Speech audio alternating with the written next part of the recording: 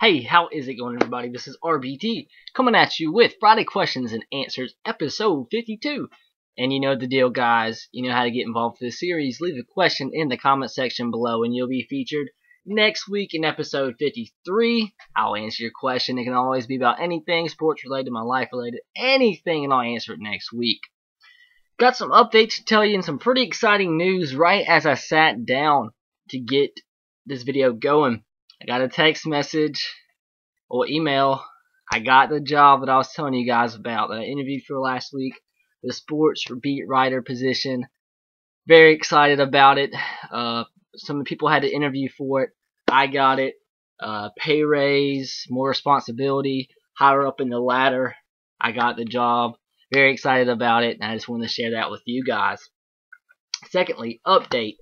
The reason I've been lacking with videos the last few weeks, and last week in particular, is I've been extremely busy, as I told y'all last week, but this week in particular, I was dead, like sick dead. I was so sick and had been like very sick up until this morning. The whole entire week, I was like deathly ill, it felt like. So that was why lack of videos was going on, and it's like it was going on and off, like a bunch of weird things kept happening. Like I'd be sick one day with a certain thing, next day it'd be completely different, but feel even worse. And would go away, come right back the next day. So I'm hoping that it won't come back next week or tomorrow. So that's that. So hopefully my videos will get a little bit more. We'll get a couple more videos out this week than did last week, hopefully. And that's why this series hasn't come out till today. I've just been feeling horrible. So hopefully that will be that. And I was actually going to try to get that Progress With Me series starting on Thursday. I actually tried recording it even though I felt horrible because I felt very bad because I hadn't come out with it in forever. I never started it. I told you guys about it about a month ago and I haven't been able to do it. So even sick I tried doing it and I got like halfway through and I was like no. I felt too bad. So hopefully this week I'll get it out. I have another busy week ahead. A bunch of tests, some games to cover. I guess articles right now as a sports beat writer, but I'm still sticking with you here on YouTube, and I'll still be here making videos. My goal for this week, video-wise, is to finish the top 10 breakdowns for prospects, so I can start with another series. And those take a long time to make, especially the top 10s compared to the top 5. So hopefully my goal is to get it done this week, but we'll have to see. I went ahead and made this video because I haven't got to do it yet, but I have to go study for hours and hours for a bio test tomorrow and a philosophy quiz. So that's my update on my life in my YouTube world. So let's get started with these questions. Alright, Caleb Schluessler asked, if you could redo high school, would you do it? No, because I wouldn't want to go through the 4 years, but cause I'm glad I'm over with. Like, gosh dang, I'm so glad I'm out of high school. I mean, sometimes you miss it, yeah, but would I go back and waste another 4 years? No. But, I mean, if I could, I mean, yeah, there's some things I'd like to change. Yeah, I'd rather, I would probably rather gotten to weightlifting a little bit earlier, and that would have been a lot better, because I probably would have, my back would have been more healthy, and I would have been able to go back into sports, and who knows where it could have gone from there. But I didn't. But that's probably the only thing I really would have changed was get back into weightlifting earlier and got serious about it and able to strengthen my spine and back to be able to actually play sports. But didn't get to. But you can't dwell on the past. You just look forward. And all that happened for a reason. Now I'm in a beautiful position right now with what I want to do for my career, and I'm glad I'm where I'm at. All right. Mega UGA Dogs ask, have you seen Big Ball Daddy's Lane Kiffin hired by Alabama video? It's hilarious. No, I have not. I'm sure Big Ball Daddy made a funny video, and he's an awesome dude. And actually, BVD left a question on here, so I'll answer that in just a second. But Big Ball Daddy's an awesome guy here on YouTube, and I'm sure his video, my gosh, I can't even imagine his combination of the hatred of Lane Kiffin and Alabama into one video. I gotta go check that out after this. I gotta study for a bunch of tests, but you know, sometimes you got to sacrifice some time for some enjoyment. All right, Boston Celtics for 18th says, do you watch college basketball at all? Yeah, I do. I've been trying to get more into it now as I cover South Alabama sports, and I broadcasted a bunch of games lately on the radio, and yeah, I've got into it. I do have to say though, as I'm growing a little bit into different things. I have to say right now, South Alabama, I mean, obviously I go there. They are probably my favorite school, sports-wise, outside of Alabama football. I mean, Alabama football obviously is one priority sports-wise for me, but I think South Alabama sports has taken over the whole really outside of Alabama football. I mean, I still love Alabama basketball, baseball, all their other sports. I always pull for them, but I think South Alabama's kind of pulled the lead a little bit since I go here. But Alabama football will always be number one for me. But do I watch college basketball? Yes, I do. I try to watch as much of South Alabama as I can. If Alabama's on TV, obviously I'll watch them. So I'd probably say 1A, 1B, South Alabama and Alabama for me on sports aside from football. Um, but yeah, I'll watch it when it's on TV. Been trying to get more into basketball, learn a little bit more basketball. So yeah, but I enjoy college basketball probably a little bit more than NBA. But I do watch college basketball from time to time. Another question from Mega UGA Dogs. Why in the HE hockey stick would you do a committee to decide the football playoff? That is the most controversial way to start the post BCS era. Well, which was controversial enough. We need a petition. Yeah, I agree with you. I think I've said this before. I hate the playoff selection committee.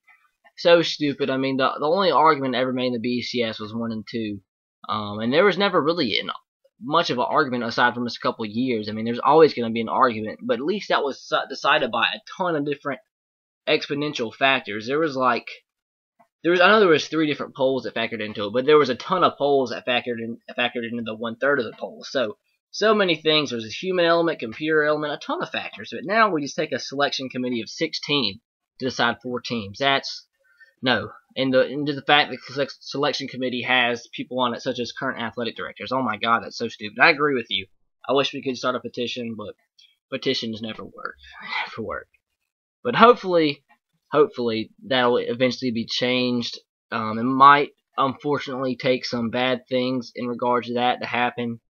But you never know. It might not happen. I would not mind one bit if they just stuck with the BCS format, but just made it the 1, 2, 3, 4 teams that made it to the BCS. Alright, Big Ball Daddy, here's his statement/question. Honestly, RBT, I personally think your videos are way too long. If you would get them down to the YouTube standard of 3 to 5 minutes, I think your views would go up. But hey, that's just me, man. Congrats on all the jobs. Seems like you're quite the busy young man. Good on you, RBT. Maybe sometimes you could upload a little bit of you broadcasting in for your school. That'd be really cool. Yeah, I completely agree with you, Big Ball Daddy, on that first statement. I know my videos are really long, and I try my best to keep them down. But for some reason, I just always talk so long, especially in this series. This series is by far my longest videos. But yeah, my other videos, I've been actually trying to work on that a good bit.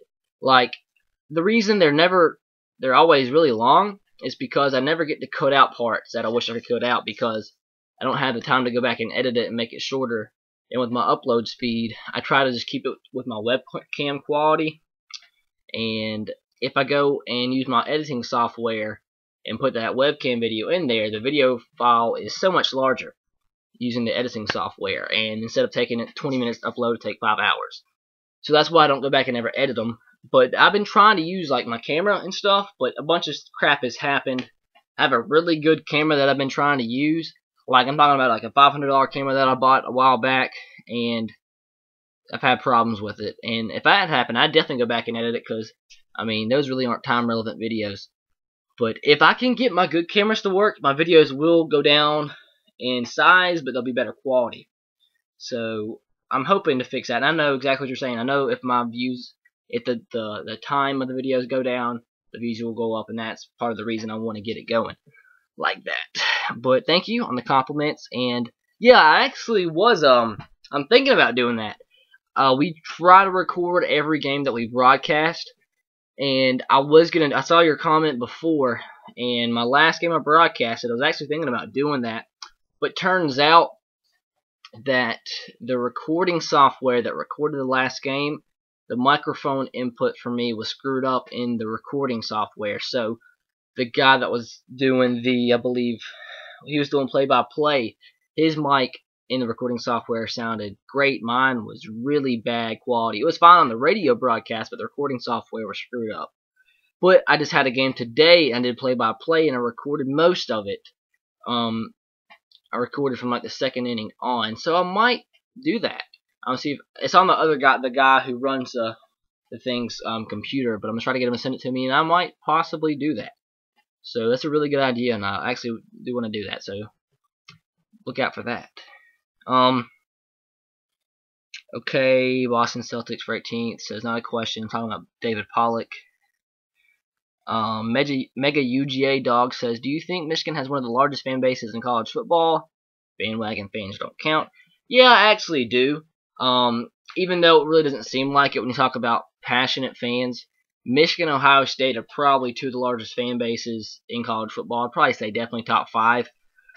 They have a lot of fans, that's for sure. And Michigan, I wouldn't really say they'd have any bandwagon fans, so to speak, now, because they haven't really won anything relevant in the past. Wow, another one in the Sugar Bowl 2 years ago, but that was against a Virginia Tech team, which was questionable in the way they made the Sugar Bowl, and they about lost that one anyway. But I really don't think they have any reason to have bandwagon fans. I think just overall they have a really large fan base and a passionate following, really. Wow, a passionate following, really. So yeah, I think they have one of the largest fan bases in college football. I'd definitely say top 5, maybe higher than that.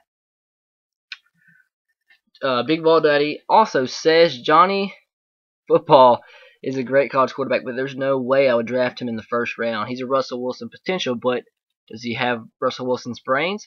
I agree with that to a point. Obviously I think he's a little bit more of a playmaker than Russell Wilson was in college, but the skill set is similar, like you say, to be able to work efficiently in the NFL and to try to recreate his stats in college just a little bit in the NFL. He will have to play to the style of Russell Wilson. He won't be able to be a traditional drop back pocket passer. That will have to be part of his game, but not all of these. He have to get outside the pocket like Russell Wilson. He's not the tallest guy in the world, even though he's taller than Russell Wilson. He'll have to play similar, and I think I would draft him. I would probably draft him in the first round, but if you're trying to be safe, like I'm talking about if you're trying to be safe, I would probably say a Jacksonville Jaguars team doesn't need to draft him. But if your team, say like the Cleveland Browns, which is looking for any type of spark, anything that could potentially be great, he has the potential to be phenomenal. He has the potential, even if it's slight, the potential to be the next Michael Vick of his prime. So I think I would take a shot at him if I'm the Cleveland Browns. So, but that's just me. If I'm the Browns, I draft him. If I'm the Jaguars, I don't. So I think the Jaguars need to be more safe in their selection. Maybe get a Blake Bortles. But some might argue that the Jacksonville Jaguars need to take a chance at a guy like that. I just think the Cleveland Browns, or even though the Jaguars are probably worse than the Browns, I think the Browns need more of a spark than the Jaguars do. Especially what's happened to the Browns in the last couple of weeks. About half the coach got fired after a decent season. For the Brown standards, everybody's stepping down from their jobs. It's just a bad situation in Cleveland. They need anything to be happy in Cleveland. Dalton sports fans, do you think college football should be where you have to go only 1 year like college basketball, or stay 3 years? Please, for the sake of college football, I really am against like a 1 year and done deal. If that happened, college football would be ruined. The freshmen you see come out, have great seasons, would be gone. The Davion Clowney would have been gone 2 years ago. Sammy Watkins would have been gone 2 years ago. Jameis Winston would be gone now.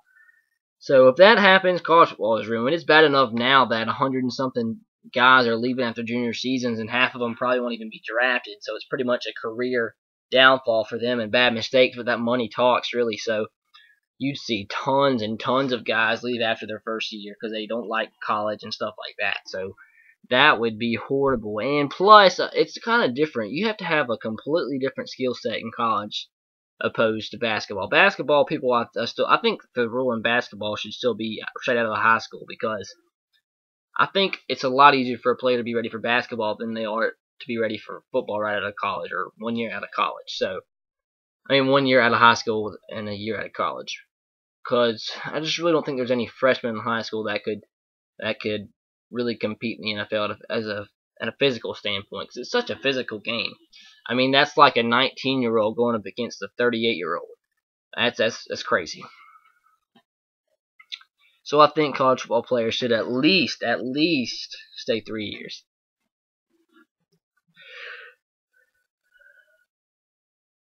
Mega UGA dogs. If you decide to marry and think up of an awesome way to propose, will you make a video of it? If that happens, it's not gonna be anytime soon. I have absolutely no plans of getting married soon. For some reason, it seems like all kinds of couples are getting married around my age at 19, 20.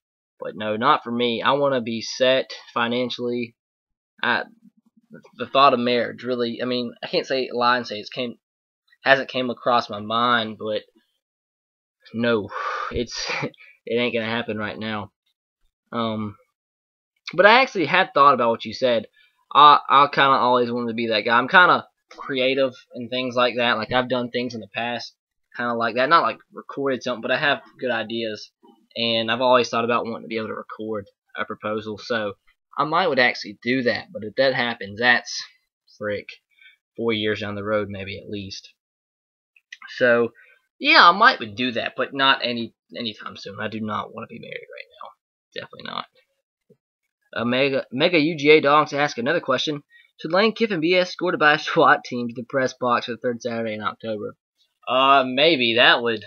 My God, that's gonna be scary. Bringing the whole entire army, because I mean, yeah, that's gonna be bad. Security will be at an all-time high there at Neyland Stadium. It's gonna be crazy. There's gonna be a lot of booze this third Saturday in October. So, man, I thought about that, but not really how crazy the fans are gonna be in Tennessee that week. Man, it's gonna be a fun game. Mega UGA Dogs says, why Aaron Murray is the greatest quarterback in SEC history. He may have not won any championships, but he did play in 2 conference championships.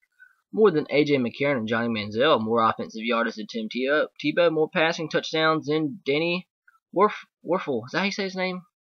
I don't like that guy. He's a commentator on ESPN, but I don't like him. And more passing yards than David Green. The stats don't lie, and just because he didn't have the overall best team around him, he worked well with what he had and led us to victory against South Carolina, LSU, Tennessee, and Florida. He will always be a dog, and that is more important than the Heisman. Just ask Archie Griffin. He says his golden pants from beating Michigan are more important than him than the back-to-back Heismans, and that shows you how loyalty is to a school. So UGA Dog saying that Aaron Murray is the best quarterback in SEC history. Yeah, that can be argued. Well, I agree with that.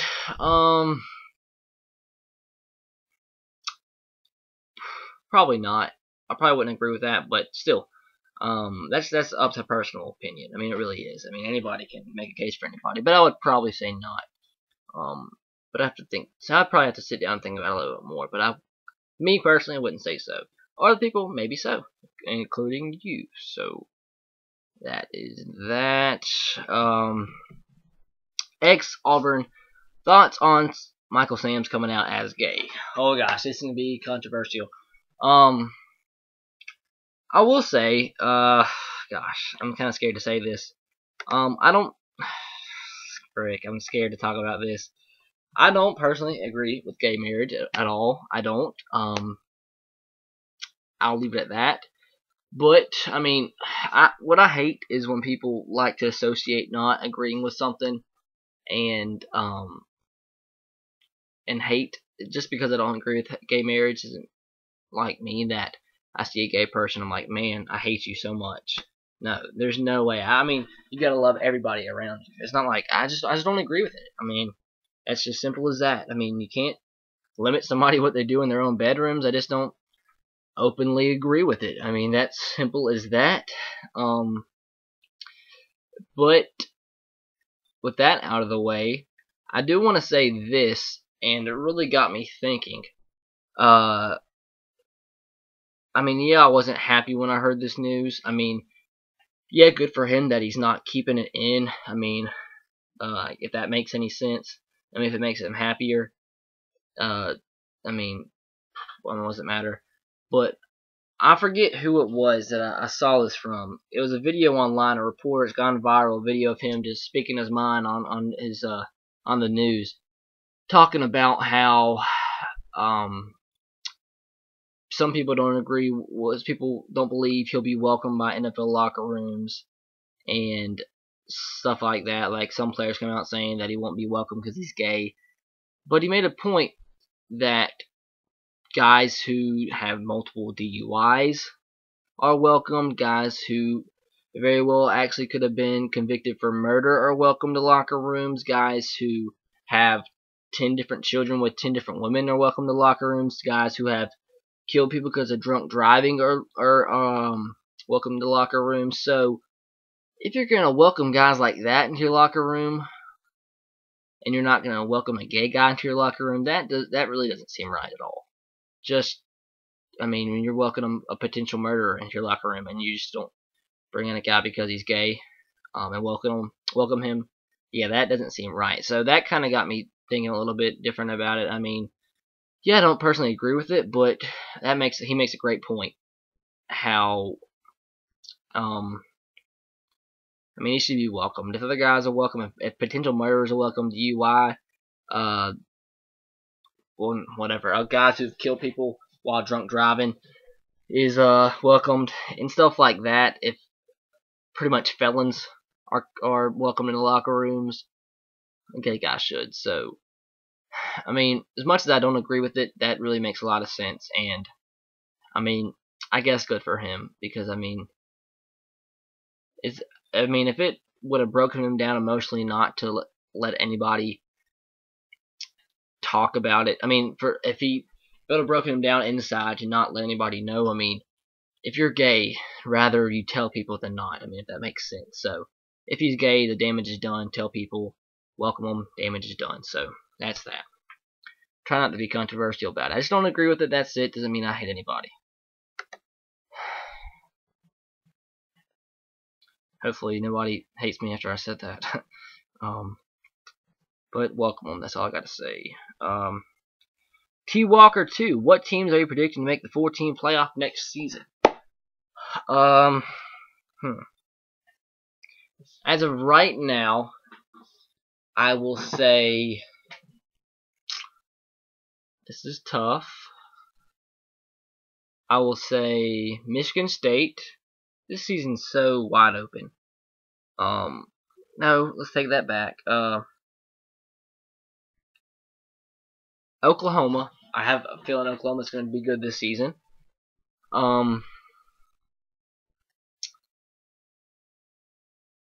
Oklahoma. I'm going to be biased and throw Alabama in there. I'm going to do it. I'm going to throw Alabama in there. So Oklahoma, Alabama. Not a good matchup there for Alabama right now. I think Ohio State's going to do it somehow or the other. I mean, they bring back a lot of players. The defense is probably a little bit worse, but I think Ohio State does it. And the 4th team, you got to say Florida State. I mean, they bring back a ton. They lose a good bit, I would say, but I don't think they lose any more than one game with the high preseason ranking they could have. I think even if they lose a game somewhere, they will still be in the 4-team playoff. So right now, Alabama, Oklahoma, Ohio State, Florida State. That's my 4. Oh man. I apologize, guys. Cody Dodge says, I like the snowball a lot better. I completely forgot to plug in my snowball. Wow. I used the snowball last week because it's a lot clearer. It's a little bit lower volume, but it's a lot clearer of a microphone and picking up volume. And I completely forgot to use it this week. I apologize, guys. Hopefully I can remember next week. I just got on here real quick and went to make the video, so I apologize.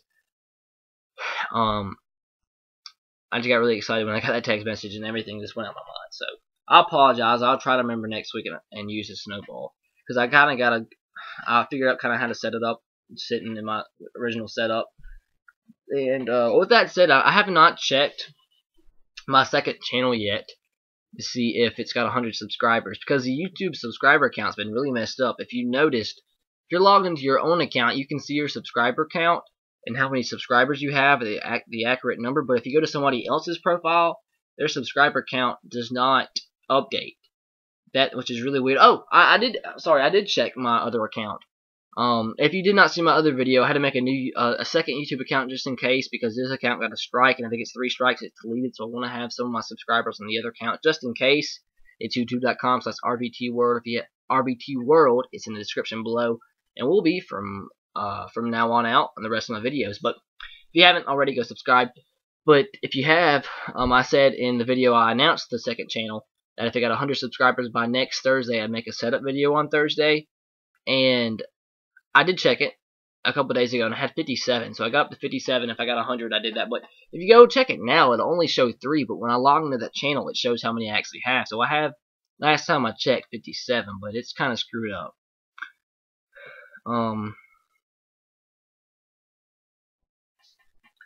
Why did I get off on that? I'm talking about the snowball. Okay, don't know what I was getting at.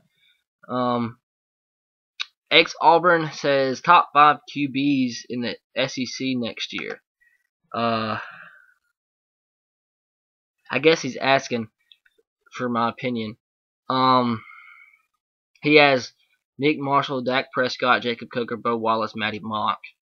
Right now, man, that's so tough. Like I said, so many unproven guys, and it's really hard to make a top 5 and put a unproven guy in there. So, man, it's tough. Number 1, man, let me think real quick. Number 1, I'm probably going to have to put, really is very weak. Number 1, let me put Matty Mock. I believe in Matty Mock. I think he's going to be solid. Number 2, let's put Bo Wallace at number 2. Having Bo Wallace at number 2, that really shows you how weak this class is. You're correct. Number 3, that's where I put Nick Marshall. Number 4,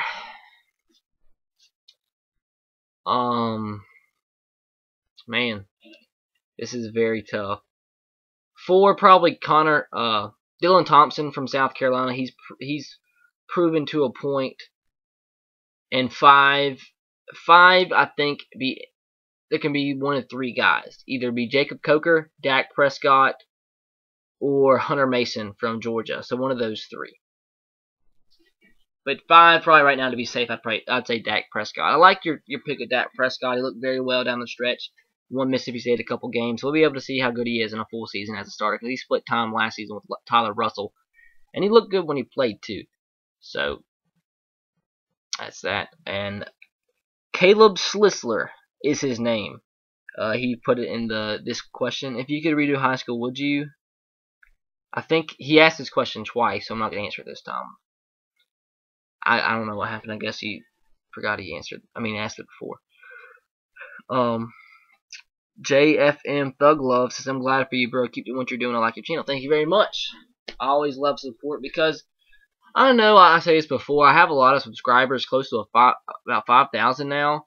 But I don't have that many interactive subscribers. That's why I like doing series like these where I really interact with my subscribers so I can have some more subscriber interaction. I love having guys that actually watch my videos, not for the content, but because it's me. That really makes me feel good and really makes me happy that I have a lot of guys like you that watch my videos on a consistent basis. And it means a lot, really, because I put a ton of work into this. Might not seem like it because a lot of my videos are just webcam videos, but I make a lot of videos, and I put a lot of work into a lot of these videos, so I really appreciate it. I'm glad to see it's got me somewhere. So, like, on a consistent basis, like I said, if I upload a video, and it gets videos from my subscribers only, it's usually about 200. I might have maybe 50 that on a consistent basis interact with me, and that's why I do this series, having guys like JFM Thug Love that like my channel and watch a lot of things I do. I really appreciate it. It means a lot. And Spencer Rigsby says, do a schedule video for Vanderbilt. I think I saw this and already added Vanderbilt to my my list. I did add Vanderbilt, and actually I saw somebody comment on my video and say add Kentucky. So I need to add Kentucky on my list since I'm already here. And somebody also said Washington State, so I added them too. So when I get to the questions, I'll let you know that I already added that on here. So I already added Vanderbilt, Washington State, and Kentucky. Alright? And Big Ball Daddy Says, what are your thoughts on Vandy signing an openly gay kid to the football team?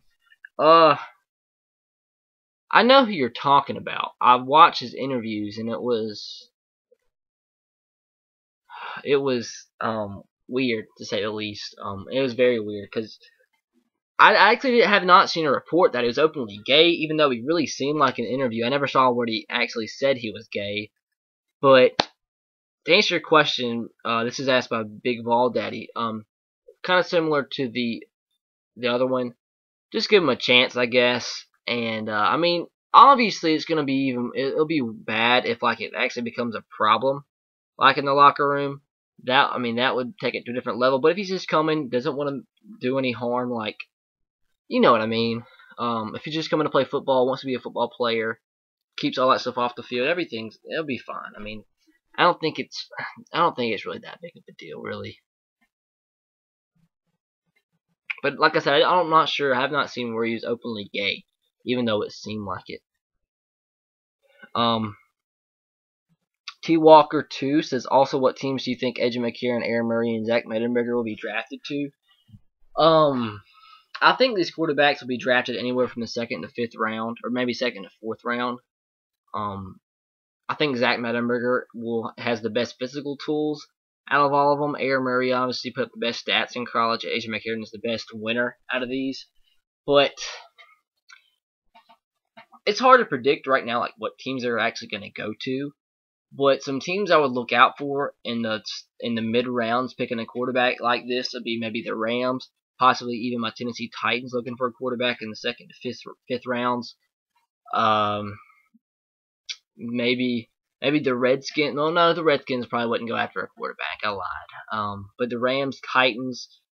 I could see the Raiders looking for a quarterback. Maybe a team like the Browns or Jaguars or like I said, maybe the Raiders. The Jaguars or the Browns. Who am I missing? Jaguars, Browns, and is it Raiders? Yeah, the Raiders. They don't end up not drafting a quarterback in the 1st round. Not the Raiders.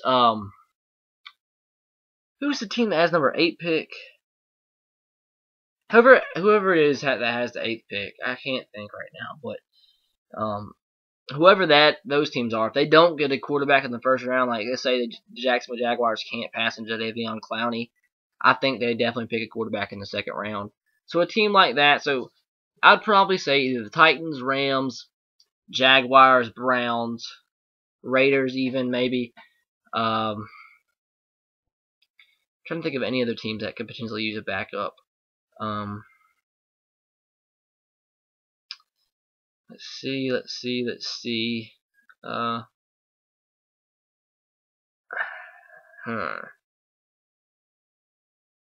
The Texans, that's a big one. What the heck? If the Texans go after Jadeveon Clowney first, which is unlikely, but if they do, they could be looking for a quarterback in the 2nd round. What other teams could be looking for quarterbacks? I can't think of any more. Those 6 right there are pretty big looking for quarterbacks. The Bills have their quarterback. Chiefs have a bunch of solid quarterbacks. Maybe, I don't know. Maybe the Buccaneers look for a quarterback too.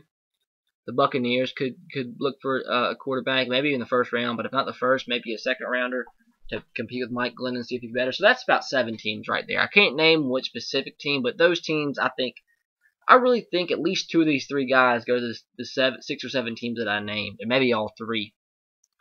So that's that. Not 242 says, how good does the Pac-12 compare to all the other college football conferences, and what are the chances that it becomes the best conference in college football in the next few years? I think it's definitely number 2 behind the SEC right now. Some may argue the Pac-12 is better.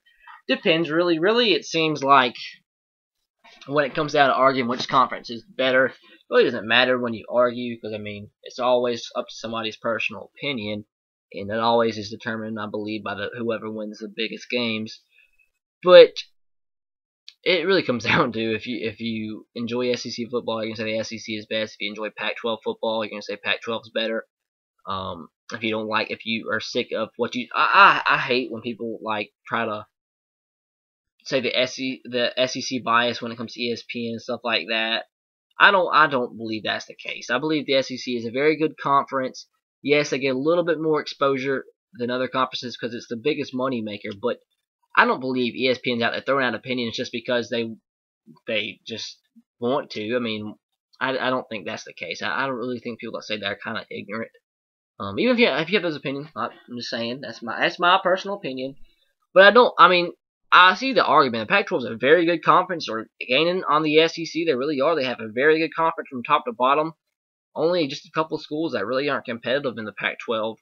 But I think it's the same in the SEC. I think the SEC, like I said, is very wide open. Kentucky's getting better as you've seen the past few years. Vanderbilt's been competitive. I think Tennessee, as long as they've been down, they're back on the rise. Florida won't be as bad as they were last year. And I think aside from that, every team is pretty competitive in the SEC. Two good additions in Texas A&M and Missouri. Mississippi State's, a bowl team. So pretty good conference, the SEC from top to bottom. I think it's a little bit underrated actually from top to bottom. Because everybody wants to talk about how the SEC's top heavy. Look at the bottom of the conference. Yeah, I know Kentucky and Tennessee's been bad the past couple seasons, but they're on the rise. So if they can get better, it'll be a very solid conference from top to bottom. And the Pac-12, you got Colorado at the bottom. Washington State's gained some momentum under Mike Leach. They made a bowl game last year. Washington's got better. Yeah, Steve Sarkisian made them better. Really, they were horrible before Sarkisian. And they have Chris Peterson, which is going to be tough. They've got a lot of good offensive coaches in the Pac-12. I think off the top of my head, Utah might be the only. Oh, Utah and California are really the bottom two in the Pac-12 as well. So both conferences have two bottom teams that aren't really good. California and Colorado from the Pac-12, and Kentucky and Tennessee from the SEC. And I think both teams are going to get better over time. Although I think out of those four teams, Colorado's probably definitely had the biggest hill to climb. But I think Pac-12 is still behind the SEC, but not far. I really think it's like SEC, Pac-12, everybody else. Then I think it's a Big 10, Big 12, ACC, very, very close and mushed together. But I think both conferences are really good. And it really comes down to if you hate the SEC, you're going to say the Pac-12 is better. Or however. So it always comes down to opinion. It doesn't really matter in the end of things. Alright, next question from Cody Dodd. What is your thoughts on Rashaan Evans starting for Bama immediately? I don't think he'll start immediately. Reuben Foster came in last year as one of the best linebackers in the country. Maybe the best linebacker in the country came in and didn't start. But it doesn't matter how good of a team you are and what players you have. At Alabama, it's been proven over time. If you are good, you'll play right away. They don't try to sit players just because they're freshmen. If you're good, you play right away. So if he comes in earning his spot, which he has a chance to because he's very talented, he could play right away. But is it likely for him to start? No. But can he get some playing time this season? And if he's good enough, will we get a lot of playing time? Yeah, that's a good possibility. So if he plays some this season, wouldn't be surprised. Would not expect him to redshirt, but I don't really expect him to start right away. We have a bunch of good linebackers in front of him. George Boyd, how good do you think Tennessee will be in this upcoming year?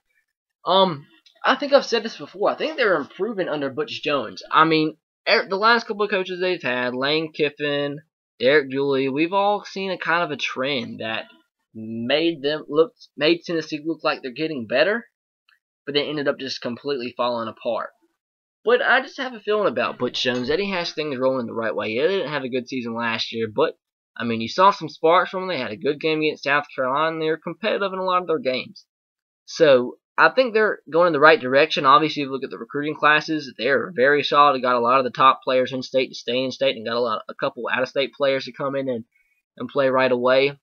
But if it's a season they want to come out and surprise some people, this will be the year because, like I've said before, the SEC is as wide open as it's been in, maybe in the past decade. It really is. So they could come in if they want to. They have talent. They do. Obviously, I don't think they can come out and be world beaters. Going 12-0, because one recruiting class isn't going to change a lot. As we saw from Ole Miss last season, so many people have them I wouldn't say overrated, but had their expectations so high because of that one recruiting class and the momentum that they had. they thought they were going to be great, but one recruiting class, as you saw, just leads you to a 7-6 record. I think that's what Ole Miss had a season ago, maybe a little bit better than that. But I mean, you never know. You never know. But I think they have some talent in there to start an uphill climb. But I think a bowl game would be a successful year for Tennessee this season. I think that's a realistic goal too. So a bowl season for a bowl game for Tennessee this season, I think is very realistic. And I think if I'm a Tennessee fan right now, I would be happy with that. I really would be. I'd be content with the bowl game. But like I said, you never know. It's completely wide open.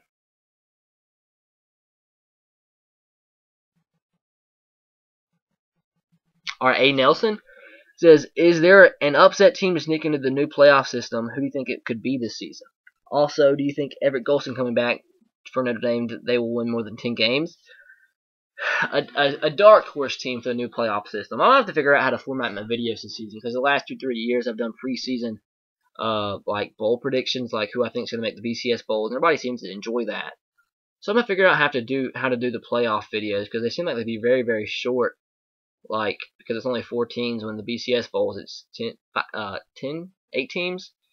It was the Fiesta Bowl, Rose Bowl, Orange Bowl, Sugar Bowl. Okay, that'd be 10 teams. Wait, Rose Bowl, Fiesta Bowl, Sugar Bowl, Orange. Yeah, 10 teams. And this would only be 4, so that'd be weird.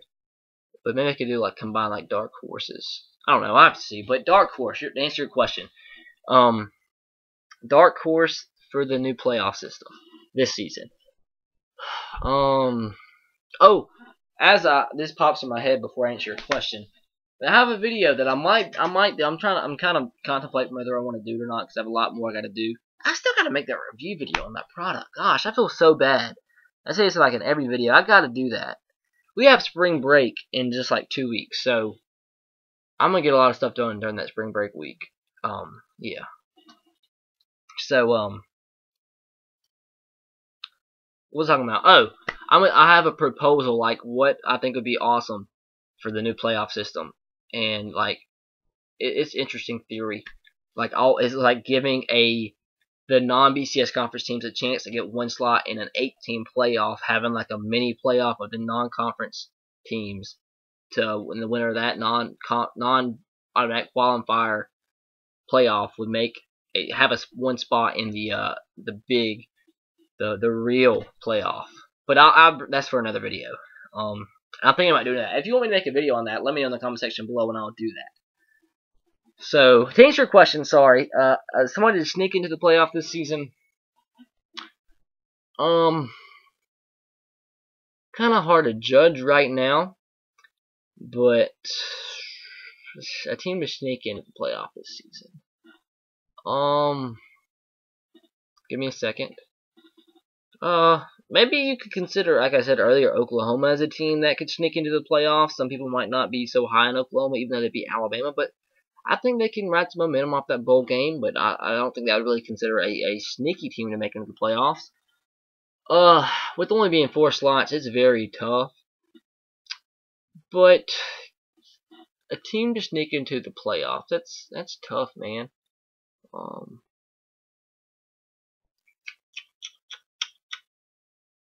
Every time I get asked a question like this, I try to scan through all the teams in the playoffs. In all the BCS conferences, and no team's really sticking out to me right now as I go through them. I keep wanting to say Michigan State, but they probably wouldn't be a sneaky team either. But they lose a lot of guys, so I'm not really confident in Michigan State. I think they'll have a solid season, but not a sneaky type season like they did last season. What team keeps popping in my head as I think about this for like a minute, honestly, is Florida. Florida keeps popping up in my head because, I know they were horrible last season, but there's no way they can be that bad this season. Jeff Driscoll will be back. He'll be healthy. Will Muschamp has a lot of pressure on him, and maybe that contributes to something solid in regards to the production of this team going forward. But as I said, the reason I picked Florida out of the SEC because it's so wide open. So I think really if there's a team completely out of the radar, it'd be a team from the SEC, because I'm completely honest. Like, I wouldn't be surprised if a team like Mississippi State came out of the waters and won the SEC this season, or at least competed for the SEC and surprised some people. Like, I was seriously, the only team that I would not be surprised, or I would be surprised to win the SEC this season, maybe this is a stretch, but I'd be surprised maybe just if Kentucky or Tennessee won. That's the only two teams I'd be, well, I mean, Mississippi State, you'd kind of be surprised, but just completely, utterly shocked would be Tennessee and Kentucky. That's about it. Because, I mean, it is so wide open. I think, I mean, the favorite is probably Auburn, because they probably bring back the absolute most out of everybody, but it's still wide open. And to answer the second part of your question, yes, I think Everett Golson is an absolute great quarterback. It's going to be kind of interesting, though, to see how he does after coming back from everything that happened. Not because of actually what happened, because he's been out of football for so long. Yeah, I know he's not been completely out of football. You can't tell me he's not been out throwing the football for a year straight. But he's been out of practice for a year, and that's pretty big. So I have to see if he can come back and play like he did as a freshman. If he does, I think Notre Dame has the players to do pretty well. And I think Notre Dame always has a very underrated schedule. I mean, underrated as in it's harder than a lot of people give it credit for. They always play a bunch of tough schools. I think that will get easier, though, as they bring 5 ACC teams in their schedule every season. But I think they always are competitive, and I think with Everett Golson, if he can get better from his freshman season, I don't know what he'll be considered this year, but I think he'd be solid, and I think Notre Dame will be solid. And to win 10 games, which means if they make a bowl game, they have to win 10 games. They can only lose 3. I think there's a good possibility. I think so. Spotown Twigs says, do a schedule for Washington State. That's what I was talking about earlier. I already have it down on my list. So, yeah, I'll do a schedule video for Washington State. And, guys, I need to try to wrap this up quick. And I have a lot of questions left. I had 45 questions this week. You guys went crazy. It's already 8:15, guys. I got to try to get through this really fast. I really have to study for a test for a long time. Heavy D317 asks, how big of an impact would Jabril Peppers make during his freshman season at Michigan? I think we'll start right away. I think he's a very solid corner. I think he'll be a lockdown corner for 3 years for Michigan. And if they can get better in pass defense, what they struggled in last season, I mean, he'll obviously, being one of the best corners in the country, come in and make a big impact. He'll probably start right away, and he should have a big 3 years at Michigan. Simple as that.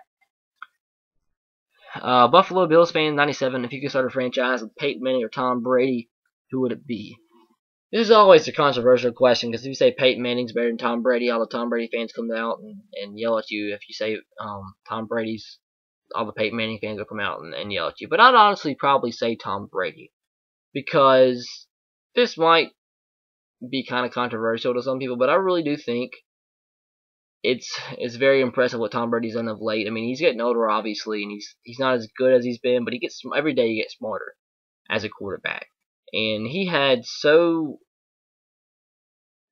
a bad team this season around him, and he still made it to the playoffs and was competitive. I mean, look at the receiver core he had. Look at the team he had to play with, that defense. Like, it was a bad defense with all those injuries, and all those injuries on the offense too. Gronk was out for a long time. He was never really healthy. So that was interesting, and he had a great season, and I mean, he's a winner, I believe. I mean, Peyton Manning, obviously, one of the greatest, if not the best quarterback of all time, and you can say the same argument for Tom Brady. It's really just, I mean, pick your poison. I mean, they're both great quarterbacks, but personally, I'd probably say Tom Brady. I just feel like Tom Brady would be the better quarterback with a team that doesn't have a lot of good players around them. Zachary Hoy, do you think Peyton Manning will be the greatest quarterback of all time if he wins another Super Bowl ring? Always really am kind of, what's the word I'm looking for? Very careful when I throw out the word greatest of all time, or the phrase greatest of all time. Obviously, that's not just one word. But, because, I mean, you got to think about it. The greatest of all time, that's like 50 years of football we're talking about. Quarterbacks like Joe Montana, John Elway, so many good quarterbacks. It's such a tough question. If you want another Super Bowl ring, I don't think he's the greatest of all time, even though that can be argued in so many ways. I think Joe Montana is the best quarterback of all time, if you ask me personally. But Peyton Manning, no matter what he does the rest of his career, I think he's at least a top 5 quarterback all time. At least. Maybe even top 3. At least. Even if he lost the rest of his games in his career. So, he's a great quarterback. And really, when you're just arguing about top 5, top 3, best quarterback of all time, you're just arguing about a bunch of people who made 8,000 times more than you did in your life and is an absolute phenomenal athlete. So, it's really no point arguing that. I mean, I'm just saying that as a cop-out, but he's the great quarterback. Razorback 1995 caught me and asked, how did you get so many Twitter followers? You didn't really catch me, but yeah, I didn't do anything sketchy, I'll tell you that. But it's all about marketing. I'll tell you that right there. It's all about marketing. And that's really, if you're getting into a field like me, I'm trying my best to get Twitter followers to gain exposure. It's all about marketing. I'm gonna leave you at that. The more your name's out there, the more people know your name, the better you have at getting a good job in the profession I'm going into. But it's real followers, real people, and it's all about marketing. It's all about being strategic. JFM Thug Love, do you still play Madden? No, not really. I don't have time to play any games. Hopefully when the summer comes around, and when the summer comes around, I'll have a lot of time to play games. And I'm excited because I want to sit down and play some games. So I've not had a chance really to sit down and play a game since I played Dead Rising over the Christmas break. But I think I've said this before to people that follow me because of my gaming videos. When Madden comes out next season, I'm covering that game religiously. I'm going to be one of those. I'm going to continue the Ultimate Team trend because my Ultimate Team videos, even though I didn't do a ton on Madden, got a lot of exposure. And I like that. I like doing Madden Ultimate Team videos. They're fun to make and easy to make. And I'll do a lot of pack opening videos, and I'll bring that to my channel. I'll cover it just like a lot of people do, and it'll be a big part of my channel. Just that's a warning to you. Madden, Ultimate Team, and maybe a franchise mode. I know I disappointed a ton of people with my franchise mode this past season for Madden. I apologize for that. I know I promised you a bunch of things, and promises that aren't kept lose your trust, but I will try my best. For sure, absolute for sure, I'm covering Madden Ultimate Team from top to bottom for Madden 15 or whatever it's going to be called. Yeah, be Madden 15, right? Yeah. Right? Yeah. But it'll be a lot easier because there won't be 2 games to go back and forth between because the NCAA unfortunately won't be out. I'd love to do NCAA again like I've done the last 3 years, but I won't be able to. But I'll try my best to do a franchise series. Like I said this over and over again, I love franchise series. That's my favorite thing to do, but they just take so much time, and I'm losing time in my life now because of school and work and everything. So I'll try my best, but Ultimate Team coverage is a for sure thing on my channel for the next Madden. But I'm probably done with it for now because there's no point really because that game's so late in the game. But I still have some followers that would like to watch me do Madden. But to answer your question, no, I don't play Madden. I mean, I have it, and when I get time, I might play it. But right now, no. Sports All Day 09. Do you have an Instagram? Yes, I do. And if you guys do not know this, if you go open the description of all my videos, all my social media links are in the description of every video. I copy and paste them, every video description, and they're always there for you guys to click on and follow me on social media. So everything's on there, my Facebook fan page, my Instagram account, my Twitter account, my second YouTube account, and a subscription link if you're not subscribed to my channel already. So go check those links out, follow me on all my social media, and that'd be awesome. Jackson Mayer 1, have you watched the Olympics? No, I have not, because I've not had any time to do so. And I'm not really too much of a fan of the Winter Olympics. I like the Summer Olympics more. Caleb Schlisler, is that how you said to say your name? Who's the best quarterback in the NFL next season? That's such a wide open question. You could take it so many different ways. But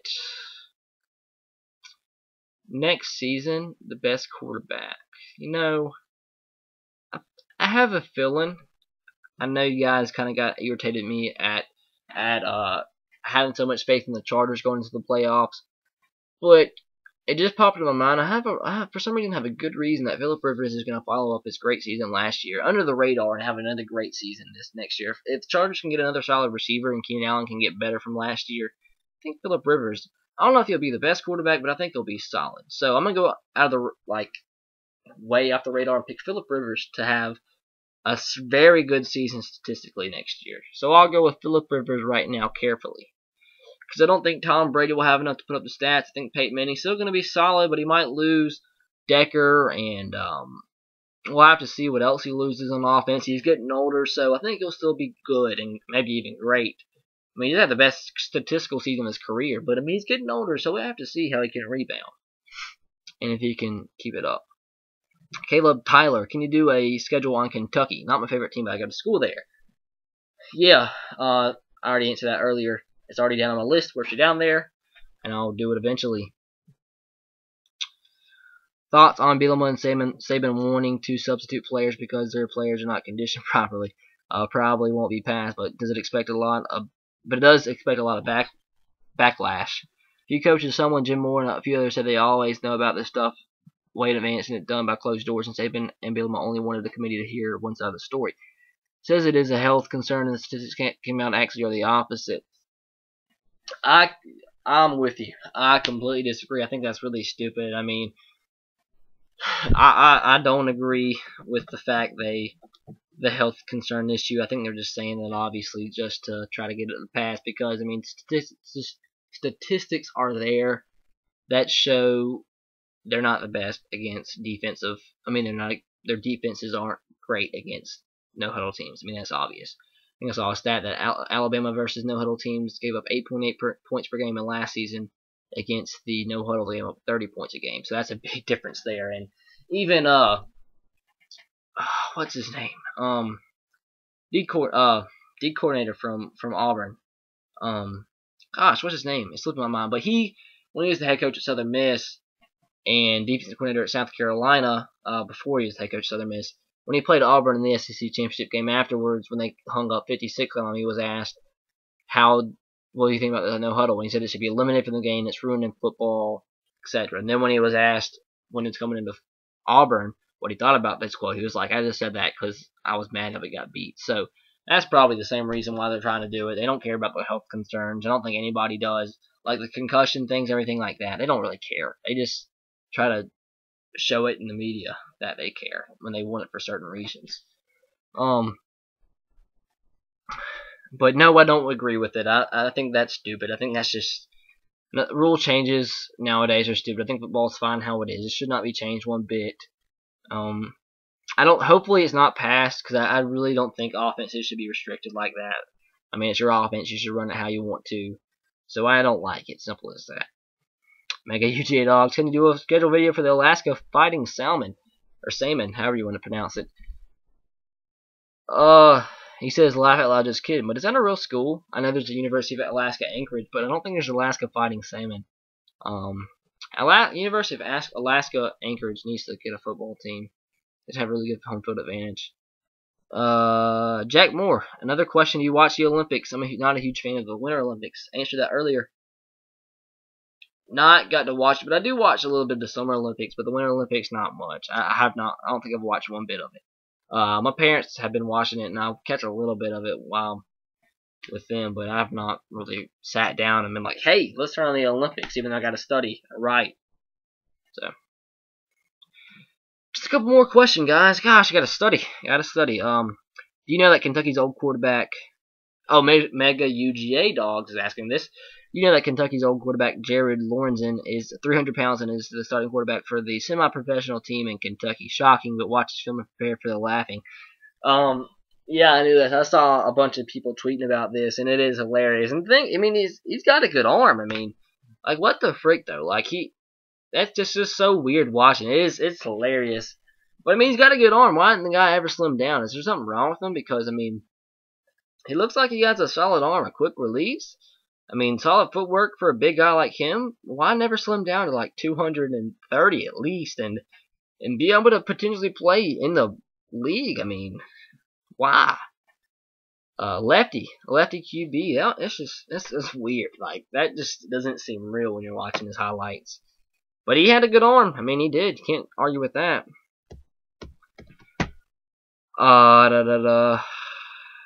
Okay, we had a little discussion here between ex-Auburn and Mega UGA dogs. And shout out to you guys. Might be missing a couple guys, but I think in at least half of my questions and answers episodes, you guys pop out of my mind. You always ask questions, and I really appreciate that. You guys are always there asking questions, interacting with me. Mega UGA dogs always gets on to me if I'm late on my question and answers videos, but I really do appreciate the interaction. I really do. But I don't think you're asking me a question. I think you guys are just talking back and forth. So I'm gonna try to speed through that.